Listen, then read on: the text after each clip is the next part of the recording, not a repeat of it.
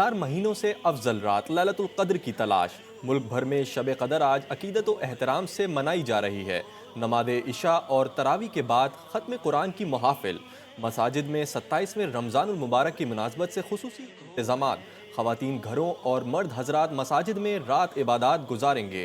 लाखों मुसलमान रहमतों बरकतों फजीलतों की रात अल्लाह ताला के हुजूर सजदा रेज, नवाफिल की अदायगी और कुरान पाक की तिलावत और दीगर इबादत।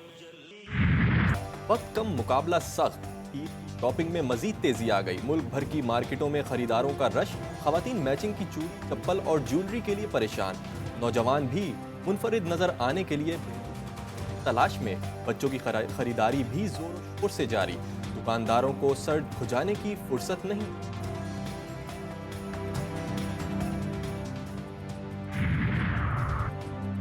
खरीदारी को टॉप गियर लग गया। ठट्टा में महंगाई शॉपिंग के आड़े आने लगी। मार्केट आने वाले खरीदार कपड़ों जूतों और दीगर अशिया की कीमतें सुनकर मुश्किलात का शिकार। दुकानदार भी खरीदारी कम होने से परेशान।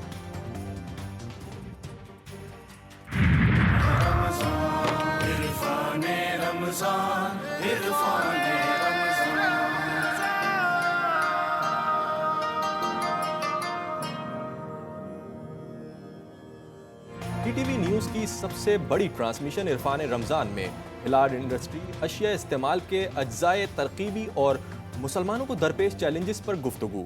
उलमाए कराम की हलाल व हराम की तमीज़ पर गुफ्तगू। कहते हैं अज्जाए तरकीबी के बदलने से हलाल व हराम का मयार बदलता रहता है।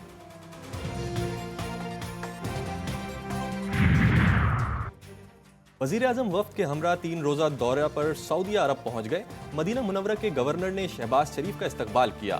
वज़ीर आज़म ने मस्जिद नबवी सल्लल्लाहु अलैहि वसल्लम में नमाज अदा की और रोज़ा रसूल सल्लल्लाहु अलैहि वसल्लम पर हाज़िरी भी दी। शहबाज शरीफ सऊदी वली-अहद शहज़ादा मोहम्मद बिन सलमान से मुलाकात करेंगे। वज़ीर ख़जाना मोहम्मद औरंगज़ेब सरमायाकारी के लिए मराआत पर ब्रीफिंग देंगे।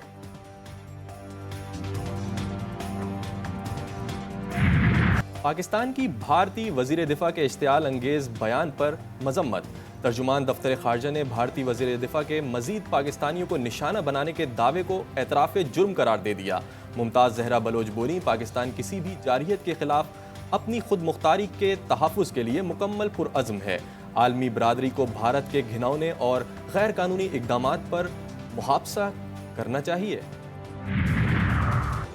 भारत किसी एडवेंचर की कोशिश करेगा तो मुंह तोड़ जवाब देंगे। पाकिस्तानी वज़ीर दिफ़ा का भारतीय वज़ीर दिफ़ा को करारा जवाब। ख्वाजा आसिफ बोले, आज से चंद साल कबल भारत ने पाकिस्तान में घुसकर कार्रवाई करने की कोशिश की। हमने खैरात में उनका पायलट वापस किया था। ये दोबारा कोशिश करके देख लें, जो पहले हुआ वही उनके साथ होगा। ये सिर्फ इलेक्शन वगैरह के सिलसिले में भड़के मार रहे हैं। भारत दहशतगर्द कार्रवाइयों की सरपरस्ती करता रहा है।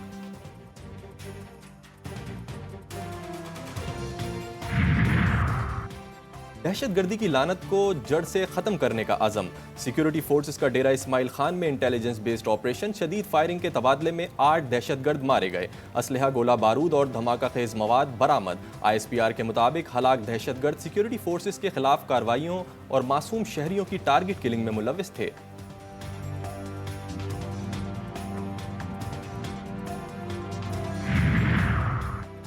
बलूचिस्तान के जिला पंजगोर में भी फोर्सेस का खुफिया इत्तला पर ऑपरेशन। ISPR के मुताबिक ऑपरेशन के दौरान 2 दहशतगर्द मारे गए। दहशतगर्दों में इंतहाई मतलूब असद उर्फ हसरत भी मारा गया।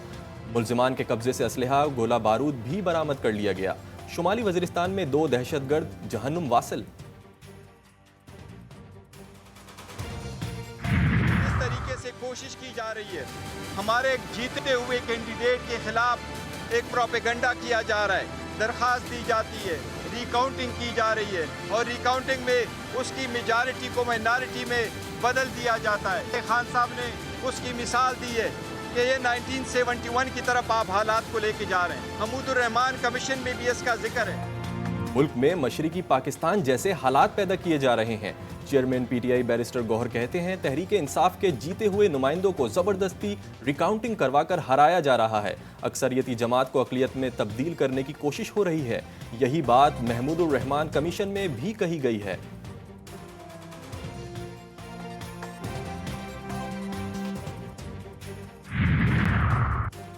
सुन्नी इत्तेहाद कौंसिल की मखसूस नशिस्तें ना देने के खिलाफ दरख्वास्त, election commission speaker Sindh assembly MQM PP से जवाब तलब। जस्टिस अकील अहमद अब्बासी ने इस्तफसार किया कि अब तो सारा अमल मुकम्मल हो चुका है, क्या हासिल करना चाहते हैं, जिस पर बैरिस्टर अली ताहिर ने सुन्नी इत्तेहाद कौंसिल को मखसूस नशिस्तों का कोटा वापस दिलवाने की इस्तदा की।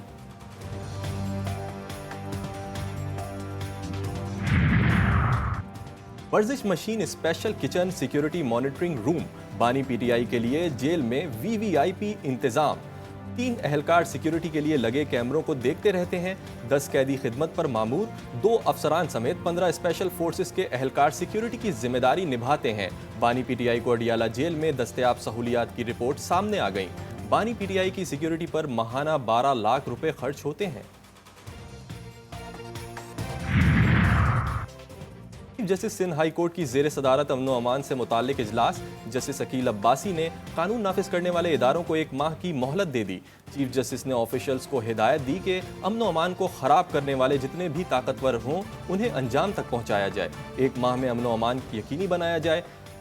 प्रोसिक्यूशन और इन्वेस्टिगेशन दोनों में मौजूद खामियां बेहतर बनाने की जरूरत है। इजलास के बाद IG सिंध गुलाम नबी की मीडिया से गुफ्तगू।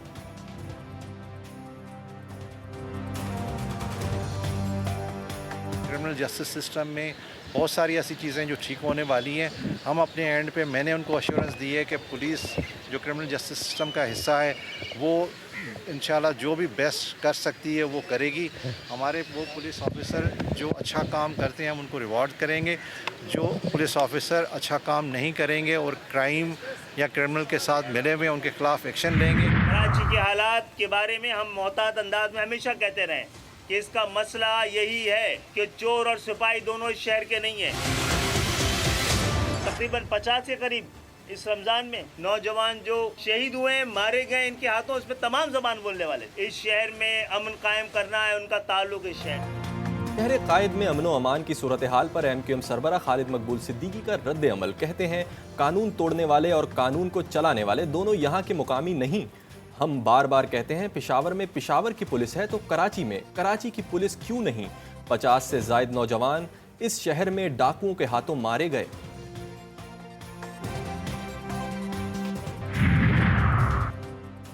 और काकुल कैंप में ग्रीन शर्ट्स की मशकें जारी। खिलाड़ियों की भारी पत्थर पकड़े पहाड़ पर चढ़ने की मशक। आजम खान की सांस फूल गई। साथ ही क्रिकेटर्स ने तालियां बजाकर हौसला अफजाई की। क्रिकेटर्स की मौज मस्तियों से भरपूर वीडियो वायरल।